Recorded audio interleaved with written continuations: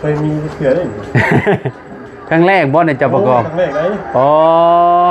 คอยคิดว่าเจ้าเคยประกอบได้เคยประกอบเสืออะไรโอ้ถือว่าเป็นบทเรียนแล้วใช่คักวันหน้าเดี๋ยวก็อันน่ะซื้อไปให้กับเจ้าไปสิประกอบเองได้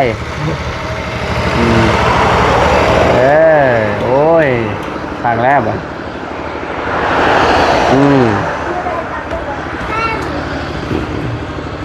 ถ้าจับตัวไหนว่าขึ้นมาปะ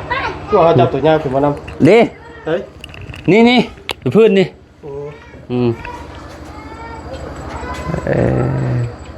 จะบ้านเอาสีเบิดขึ้นมาพี่โอเค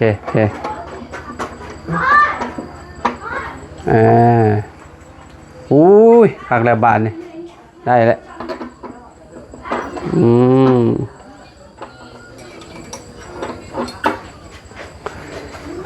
เรียบร้อยพี่น้องเลยเนาะ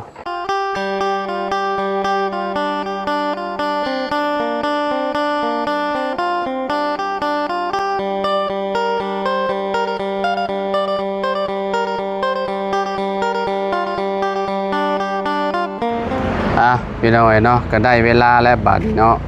ว่าสิติดตั้งกันแผงโซลาร์เซลล์ให้น้องเพิ่นก่อนเอาไว้อยู่ลุ่มทรายมันก็บ่ได้ยาวปานใดพี่น้องเนาะบ่ได้เอาไปตากอันนี้เมียนอันจะดีก็ได้สวัสดีโอ้ทางแม่เพิ่นก็อยู่หลังบ้านพุ่นอันเด็กก็บ่ได้อยู่บ่ได้เช่าเลยพี่น้องเนาะมีแต่ให้อย่างเดียวสบายดีปะลุงเนี่ย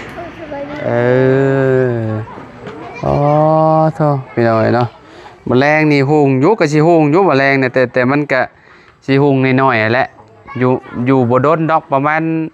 10นาทีได้บ่เพราะว่าเฮาบ่ได้สากเด้เฮาบ่ได้ตากแดดไปเด้พี่น้องเนาะถ้าตากแดดไว้ก็ยังสิได้อันนั้นอยู่อันน่ะมีบ่อเสียมน่ะสลีเอาไว้มุมนี้ก็จะว่าน้ำจังนั่นนี่ก็เจ้าเทนะพระเจ้านี่เทปูนนะพระเจ้าขุดแข็งจังนี่เนาะ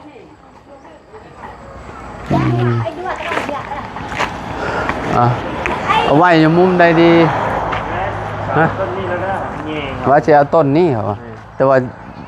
ถ้าเอามาแห้งมาไว้นี่บ่เทิงทรายมันทรายมันบ่ฮอดได้หาเม็ดประมาณมึงจับมันด้วยอะไรจับตัวนี้นี่คือตัวเอาอันนี้มันเดี๋ยวมันหุ่งเลยแม่มันหุ่งเลยตัวจัดตัวบิดลองมึงดูโอ้ยถึงจานถึงบ่โอ้ยบ่ถึงน้อยเดียวเนาะโอ้เสียดายเลยมา2 เมตรนะสลีคุดนี่โดยสวัสดีเด้อบ่าวไรเนาะลุงนวดบาบุญสวัสดีส่องแสงความสว่างให้เราก่อนโดยมีแต่คุดมุมนี่แหละเขามุมนั่นก็ได้นะจนแดดมันถืออยู่ดอกแดดมันลงเวลามันลงฝั่งนั่นเนาะป้าโตได้อยู่ว่ามันดินพวกแขกไม่ได้หรอกเสียมเพิ่นนั่นแหละถึงมันเสียมหาแล้วไม่แต่เก่าเลยพุ่งเลยเฮ้ยพุ่งแล้วไปถอดนี่กินอีกเลยคิดว่ามืดคิดว่ามืดเลยก็เป็นดินเป็นโบไม่ได้ออกมาตากแดดได้เนาะแม่นก็ได้อันนั้นเลยเด้เนาะก็ได้สว่างเลยเด้มาตากแดดได้นี่ครับ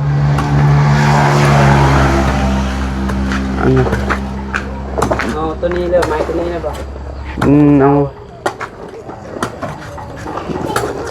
เสาตัวนี้บ่ลองเอาพังประมาณสักนี้เนาะฟังมองประมาณสักนี้ตะปูลองเอาลองออกในบ่มีปูลายใช่ไหมเนาะปูลายเด็กน้อยก็ไปเหยียบนี่โอ้อันนั้นได้นี่ไว้เทิงหลังคา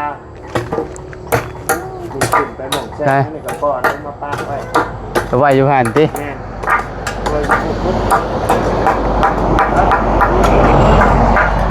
เชือกมัดจองให้เด็กตัวนี้เชือกมัดจองเข้าไป าอ่ะมีหลังคาเดี๋ยวนี้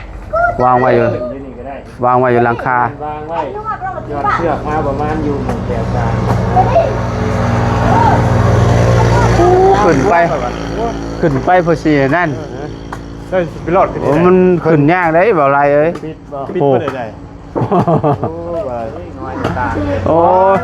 ยากอีกเขาว่า ต้องทำไม่ได้ แบบนี้ดีแล้ววันนี้น่ะมีแต่อันนั้นน่ะหันเอาเพลงนี่ออกก่อนลุงหนวดวานซอยเนี่ยเอาว่าเอาอันโตจับมันนี่แหละเกี่ยวเลยไปตอกใส่ไม้ก่อนอันนั้นอืม อันนี้บ่ตันออกบ่ แม่นหันออกแล้วตอกตะปูก่อนตอกเกี่ยวมัน ไม่ นี่ ตอก เลย ก้อยกับไม่ แม่ ก็ แม่นตอกอันนั้นก่อนโอ้ยเข็ดแขวเลย มันต้องตึง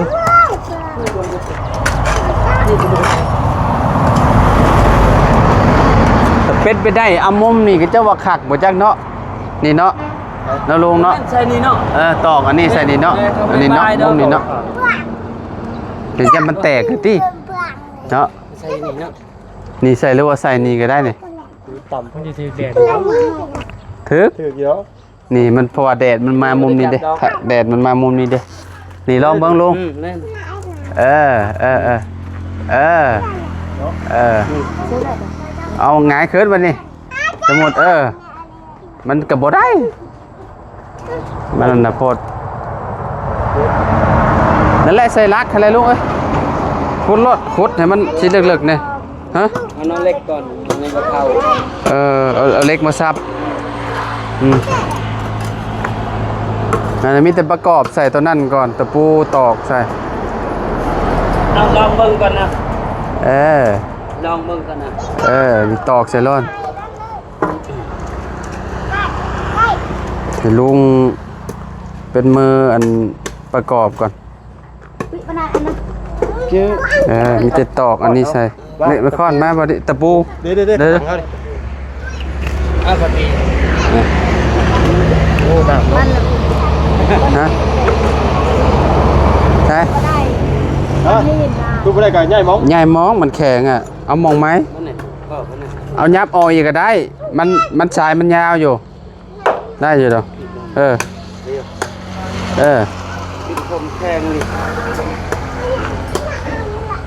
ทำได้บ่ แม่นตอกใส่หัวมันเลยลูก สวยเนาะ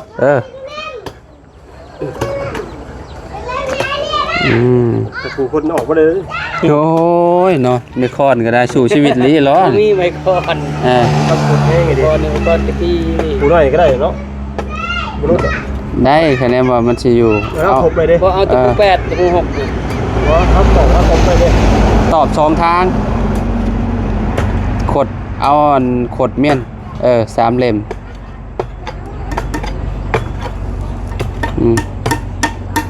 ต้องเว้นนะว่าสิเฮ็ดให้เพิ่นแต่ว่ามันอันนั้นมันแดดแน่นะเลยว่ามาเฮ็ดให้เพิ่นยามแรงพอดีลุงหนวดอยู่พอดีเลยสำนีก็บ่ไปแล้ว โอ้กันไปนี่ก็ งึดแล้วข่อย ที่อันนั้นจังใดแล้วเนาะ เด้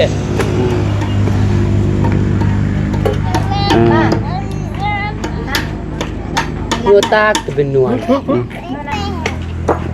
ปบ้านเลยอาทำลายตัวนี้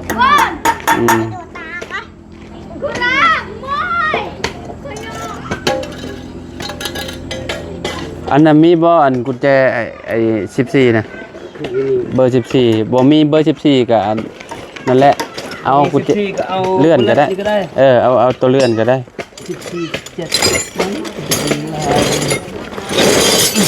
โอ้กุญแจเรามีครบ ครบเครื่องเลย โอ้มีอยู่14แล้วโอ้มีนะ ที่อันนี้13 12 15มี14นี่ เอานั้นลองหันเบิ่งตอนนั้นน่ะ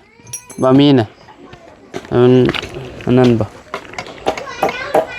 เบอร์10เบอร์13ลองเบิ่งคะแนนบ่มี14กัน ถึกจะว่า14 14เลยต้อง เอาบ่เล่นเอาเนาะเบิ่งก่อนเนาะ ได้บ่ ถึก บ่ถือบ่ ถึก ถือบ่ แม่ หันออกเลย เราพวกจะกันหยาด้วยแบบ ออกเลยนี่บ่ แม่นหันออกแล้วหันออกไปประกอบอยู่เทิง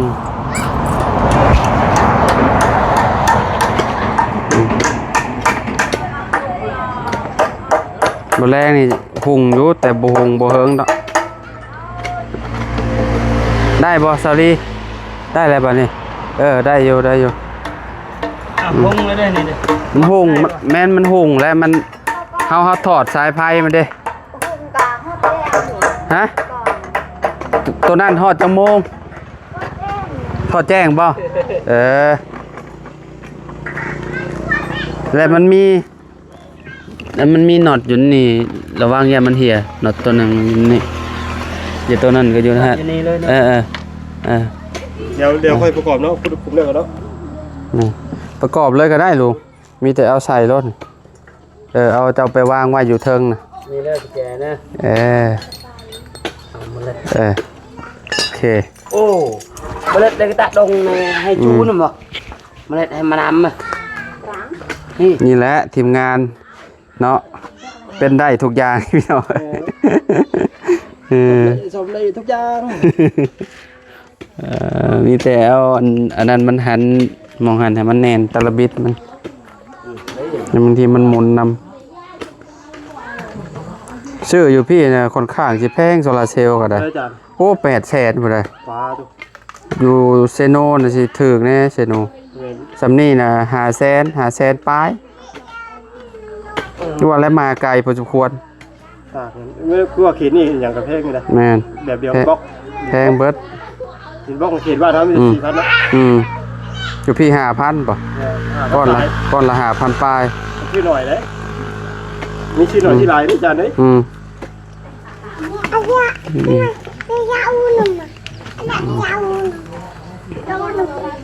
Rồi rồi. ได้บ่ลงบ่จับเมียนเลยมือเจ้าหันรถมือเจ้าหันไว้ทางนี้บาด Bằng ngày bé đúng rồi. ที่ว่า หันเบิ่งก่อนหักแดดมันอยู่ทางนี้ได้อยู่นี่แดดมันพอตะเวทมันตกฝากนี่เด้เวลานั้นมันก็ ที่ว่าเอาที่ว่า เฮาขึ้นเฮาก็นั่นเอาปรับเอาใช้เลิกปานใดจะขุดวางได้ละมั้งบัดนี้เอาเดี๋ยวถ้าเอาเสาลำดูงมาวางใช่มาใส่บัดนี้ลูกพอแล้วเซาลี่โอ้ยแจ่มสบายโอ้ยในการมันเซียนลงบอก มีแต่อันหันหน้ามันสำนี้มันก็ได้แล้วขอเนาะเอาหรือว่าเอาแงกลงมาพี่ป่ะ ลงแง่ลงบอก แงกมาฟังนี้ป่ะ เพียงก็จะ โอเคบาดนี้ได้แล้วลูก ผมเลยอ่ะ ฟังรอบบาดนี้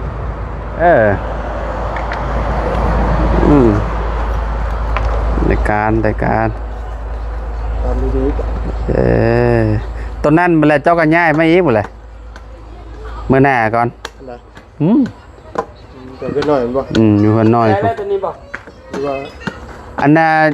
มีแต่ขึ้นไปตอกอันนั้นอยู่เทิงแล้วก็คือเก่าอะไรลูกนี่เอาไปตอกอยู่ผามันน่ะอันตัวน็อตมันน่ะ ชุดนี้บ่ แม่น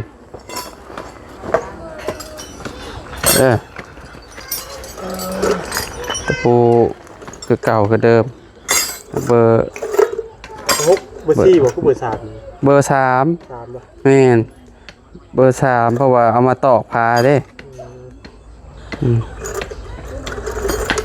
เพราะใส่ตะปูเนี่ยอุปกรณ์ในเฮือนตะปูหน่อยมันละลายเด้กิโลนึงใส่เฮือนได้ขึ้นเป็นหลังไปเลย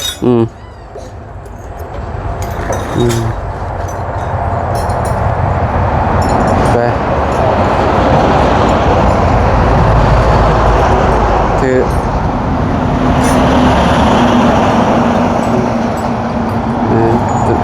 มีแต่กุญแจแหละเอากุญแจต้นนั้นน่ะนั่นลูก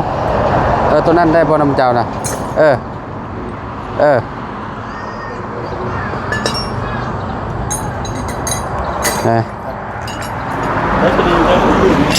อันนี้ขึ้นมามัน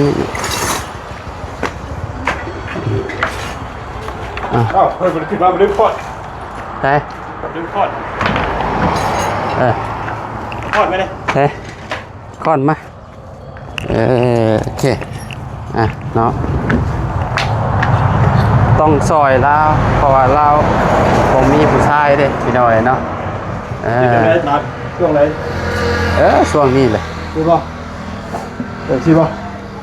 เอาเงินอยู่แบบนี้นะเนาะช่วงนี้ก็ได้ลุงเนาะมันก็ต้องหุงไฟสว่างขาวฟ้ามันก็ที่จ้าไปเลยเนาะแม่เอามุมนี้แหละต้นเช้าตัวนี้เลย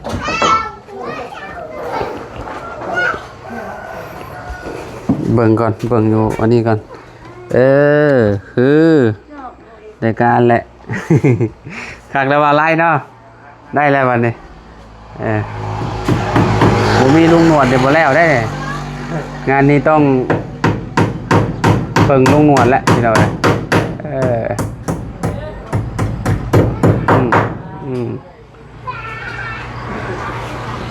เพราะว่าเพื่อนน้องเพิ่นคันน่ะบ่มีอันนี้มันก็มืดแล้วบ่มีแสงโซลาร์เซลล์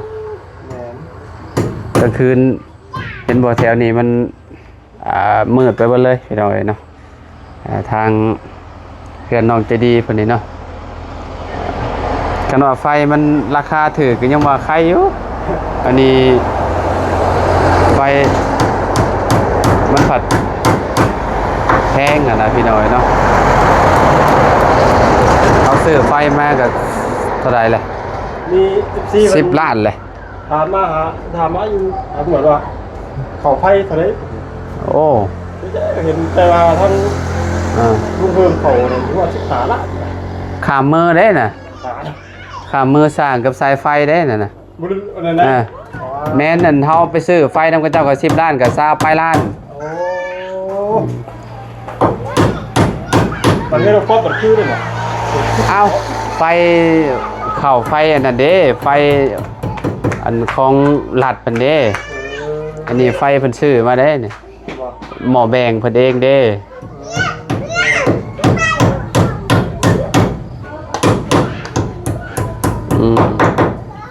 พี่ซีอยู่นะลุงเนาะสันนี้พอแล้วอยู่แล้วเสียบฝึกความเน้นหนาเสร็จตะปู6 เล่มโอ้ยอยู่แล้วร้อยแล้วบัดนี้นะออกไปใส่แล้วโคตรยังหุงเสมอใช่นี่หมดนี่ใช่ไหมอันนี้ประกอบใส่ก้อนลูกประกอบใส่แล้วบอกว่ามันสิปิดวะเพราะว่าเปิดอัตโนมัติเลยบริษัทนี่หมดก่อนบอสใส่อยู่ครับเฮาเฮ็ดออโต้เลยเจ้าประกอบผู้เจ้าสอดขึ้นผู้เห็นป่ะลุงเอาสอดขึ้นผู้เทิงผู้อันนั้นมันใช่ปะเกี่ยวปะนะโอ้เล่ผู้มันอยู่ผู้เซ่นี่สอดขึ้นมุมนี่ไม่ละแนงนี่ทำเรื่องสอดเลยว่าพี่เนาะเนี่ยต้องสอดใจเราเอาให้เจ้าลงไปนั่นขอชิ้นยื้อให้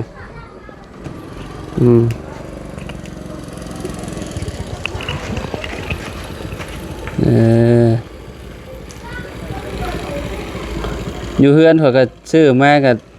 300 วัตต์อยู่ในเฮือนเปิดหาบกกุ้มในห้องข่อยเนี่ยบกกุ้มฮอดอันนั้นเสื่อมไว้ดิเสื่อมไว้บ่ได้เสื่อมนะเพราะว่าบางทีมันบ่ถึกแดดครับปานใดเด้บางทีมันบ่ถึกแดดครับปานใดมันอันนั้นมันก็บ่กุ้มมื้อ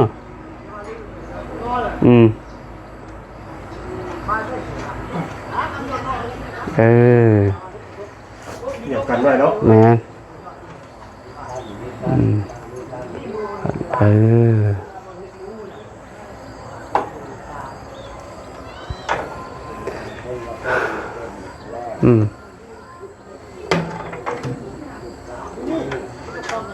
บ้าเรียบร้อยบ้านนี่ประกอบข้าวบ้านนี่แมลงนี่ก็สิหุงขึ้นมาแม่มาเบิ่งแม่นี่พระเจ้า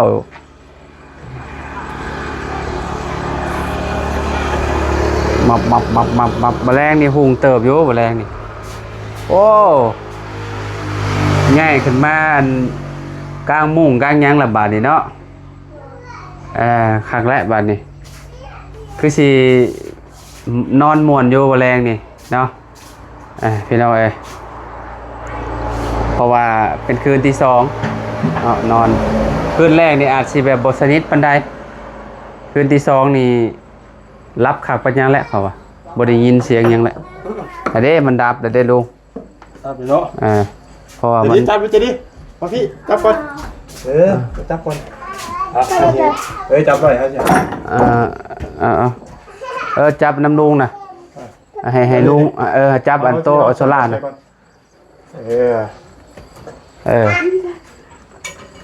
ใส่ไข่โอ้สอนมันยากเนาะมันนั่นแหละลุงมันอยู่ในที่บ่อนบ่อยู่ในนอกพี่อยู่นอกพี่นี่ตัวนี้เอากบใส่ประกบใส่รถเห็นบอลนอดมันนี่มันยังบ่ได้ออกบอลนอดตัวนั้นเอาเข้าในแหละถูกต้องตัวนี้เอาวางอยู่นอกมันมีกระเจี๊ยบแล้วมันแมนเคยมีเสือได้ครั้งแรกบอลเนี่ยจะประกอบครั้งแรกไหนคอยคิดว่าเจ้าเคยประกอบได้เคยประกอบเสืออะไรโอ้ถือว่าเป็นบทเรียนแล้วใช่คักวันหน้าเดี๋ยวก็อันน่ะซื้อไปให้กับเจ้าไปคิดประกอบเองได้โอ้ยครั้งแรกอ่ะ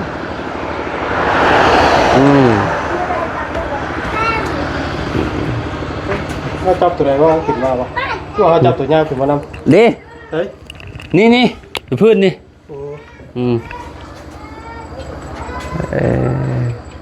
จากบ้านเอาสีเบิร์ดขึ้นมาสิโอเค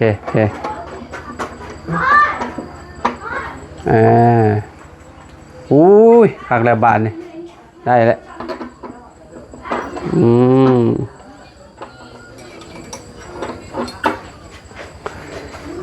เรียบร้อยพี่น้องเลยเนาะสีมือลุงหนวดเด้อพี่น้องถือว่าผ่านเนาะเป็นสร้างได้สร้างมากบ่ได้เนาะถือว่าโอเคแล้วนี่เวลามันนั่นอยากสากโซลาเซลล์กับสากมันสิมาฮอดพี่แล้วมันสิช่องมาฮอดพี่เนาะเวลาเฮาเวลาเฮาขึ้นบันไดกับมันก็สิถึกแสงสว่างพอดีเลยไปเลยเนาะนี่เนาะตัวนั้นเอามาใส่มุมนี้หรือว่ามุมนี้เนาะใส่แจนี่ก็ได้เราใส่เทิงนี่ก็ได้แต่นี่ชัดกับอย่างทงอีกเหรอใส่มุมนี้บ่ลุงนี่เนาะหรือว่ามุมนี้บ่นี่ตัวนั้นเขามุมนี่มุดสิข้างก่อนพักเพื่อที่การแสงสว่างไม่ว่าทาตัวนั้นปะทาตัวนั้นมาใส่ก็ได้บัดแหละบาทหนึ่งเราเอาได้มากเอาตัวนั้นมาใส่นี้เผื่อเราเวลาเราหนึ่งเข่าหนึ่งน้ำเราจะเปิดจะมุมนั่นอีกนะเลยเอาไว้อยู่หันก้อนตัวนั้นตัวนี้ใส่ตัวนี้ก็ถือว่าหุ่งเติบเลยไปแรงนี่จ้าเมื่อเอิญนั่นนะเดี๋ยวให้จะดีเพิ่นเอาไปคืนนั่นทางบ่าวมีเพิ่นใช่แล้วจะดีเอานี่ไปคืนนั่นน่ะลุงเจ้าเนี่ยลุงหรือน้าบ่าวเนาะนี่เอาธงกุญแจน่ะตะปูเฮาอันนี้น่ะเก็บเมียนเก็บไว้มีประโยชน์แม่นเอาไว้ต่อนั่นต่อนี่เดี๋ยวยังอยู่ยำลุงน่ะเลยเดี๋ยวไปเลยได้เนี่ยไปบ้านนี้แล้วเรียบร้อยเอาขอบใจเด้อลุงเด้อขอบใจลุงหลายๆพี่น้องเอ๋ยเนาะป้าครั้งแรกบ้านดินี่พี่น้องเอ๋ยเนาะถือว่าติดตั้งแล้วเรียบร้อยเนาะยามแรงว่าไว้ว่าสิยามแรงว่าสิมาติดตั้งให้เพิ่นว่าพอดีลุงก็เข้ามาพอดีเลยก็เนาะถ่ายคลิปแล้วก็ให้พ่อแม่พี่น้องเบิ่งนำกันเลยเนาะไปพี่น้องขอบคุณ FC วัตถุทุกคนเนาะที่ติดตามและเป็นกำลังใจให้เด้อพี่น้องเด้อเนาะขอบคุณหลายๆขอบคุณพ่อแม่พี่น้องเนาะวัตถุทุกคนนั่นแหละพี่น้องที่เข้ามารับชมคลิปเด้อเนาะเอาสำหรับคลิปนี้ เอาก็ขอตัวแล้วพอกันไหมไปเด้อลุงเด้อโดยไปพี่น้องเอ้ยเนาะ